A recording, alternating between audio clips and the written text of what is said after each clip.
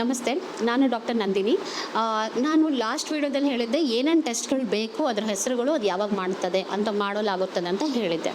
ಇವಾಗ ನಾವು ಏನು ಮಾಡೋಣ, NT ಸ್ಕ್ಯಾನ್ ಅಂದ್ರೇನು ಮತ್ತು ಡಬಲ್ ಮಾರ್ಕರ್ ಟೆಸ್ಟ್ ಅಂದರೆ ಏನು. NT ಸ್ಕ್ಯಾನನ್ನು 11ರಿಂದ 13ನೇ ವಾರದಲ್ಲಿ ಮಾಡ್ತಾರೆ.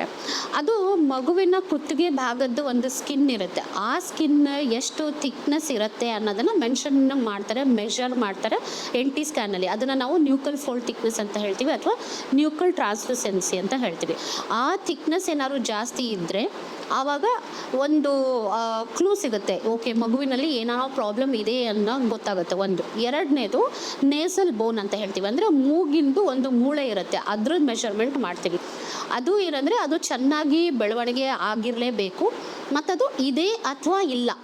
ಅದಿಲ್ಲ ಅಂದ್ರೂ ಮಗುನಲ್ಲಿ ಪ್ರಾಬ್ಲಮ್ ಇದೆ ಅಂತ ಹೇಳ್ಬೋದು, ಅಥವಾ ಅದು ಸರಿಯಾಗಿ ಬೆಳವಣಿಗೆ ಆಗಿಲ್ಲ ಅಂದ್ರೂ, ಅಂದರೆ ಕಡಿಮೆ ಬೆಳವಣಿಗೆ ಆಗ್ತಾ ಇದೆ ಅಂದರೆ ಹೈಪೋಪ್ಲಾಸ್ಟಿಕ್ ನೇಸಲ್ ಬೋನ್ ಅಂತಲೂ ಕೊಡ್ತಾರೆ ಒಂದೊಂದ್ಸಲ ರಿಪೋರ್ಟು, ಅದು ಕೂಡ ಅಬ್ನಾರ್ಮಲ್ ಇರುತ್ತೆ. ಸೊ ಆ ಸಂದರ್ಭದಲ್ಲೂ ಮಗುವಿಗೆ ಏನಾರು ತೊಂದರೆಗಳು ಇರಬಹುದು ಅಂತ ಹೇಳ್ಬೋದು, ಆದರೆ ಇದ್ದೇ ಇರುತ್ತೆ 100% ಅಂತ ಹೇಳೋಕ್ಕಾಗಲ್ಲ. ಸೊ ಇದನ್ನು ಯಾವಾಗಲೂ ನಾವು ಒಂದು ರಕ್ತ ಪರೀಕ್ಷೆ ಇರುತ್ತೆ, ಅದನ್ನು ನಾವು ಡ್ಯುಯಲ್ ಮಾರ್ಕರ್ ಅಥವಾ ಡಬಲ್ ಮಾರ್ಕರ್ ಅಂತ ಹೇಳ್ತೀವಿ. ಆ ಟೆಸ್ಟಿಂಗ್ ಜೊತೆ ಇದನ್ನು ಕಂಬೈನ್ ಮಾಡಿದವಾಗ ನಮಗೆ ಒಂದು ಫೈನಲ್ ಕನ್ಫರ್ಮೇಷನ್ ಸಿಗುತ್ತೆ, ಓಕೆ ಮಗುಗೆ ರಿಯಲಿ ಪ್ರಾಬ್ಲಮ್ ಇದೆಯಾ ಇಲ್ವಾ ಅಂತ.